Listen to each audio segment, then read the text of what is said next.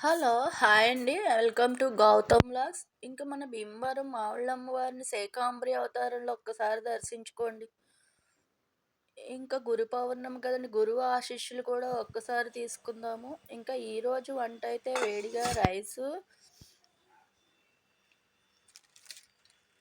ఇదేనండి బ్రెడ్ చూపిస్తుందేంటి అనుకుంటున్నారా? ఈరోజు వంట పెద్దగా వండలేదండి. ఇంట్లో అందరికీ జ్వరాలు.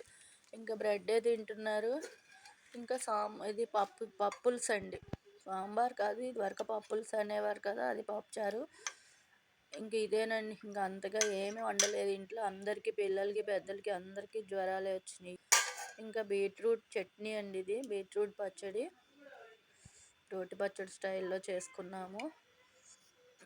ఇంకా పెరుగు. ఇంక ఇదేనండి వంట. ఇంకా హలో అండి. ఈరోజు గురు పౌర్ణమి కదా, దాని గురించి తెలుసుకుందాం. ప్రతి సంవత్సరం ఆషాఢ శుద్ధ పౌర్ణమి రోజు వ్యాస మహర్షి జన్మతిథి. ఆ రోజున గురు పౌర్ణమిగా జరుపుకుంటాము. గురువు అంటే ఆధ్యాత్మిక జ్ఞానం కలిగించేవాడు. చాలామంది హిందువులు తమ గురువును జీవితాంతం అనుబంధం ఏర్పరచుకుంటారు. వేదవ్యాసుడు మానవ జాతికి మంచి ఆధ్యాత్మిక వారసత్వాన్ని మిగిల్చి వెళ్ళారు. గు అనే అక్షరాన్ని అంధకారాన్ని, రు అనే అక్షరాన్ని వెలుగు వెలుగు సూచిస్తాయి.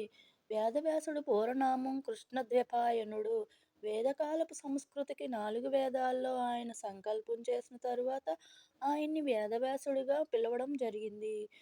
మామూలు రోజుల్లో కన్నా గురు పౌర్ణమి రోజు ఆశీస్సులు మొదలగునవి. గురు పౌర్ణమి రోజు ఆశీస్సులు 10 రెట్లు మంచిది అని శాస్త్రం చెప్తోంది. అలానే తప్పకుండా ఈరోజు వ్యాస మహర్షి రచించిన ఏదైనా గ్రంథం పఠిస్తే మంచిది. నారాయణమూర్తి స్వరూపమే వేదవ్యాసుడు.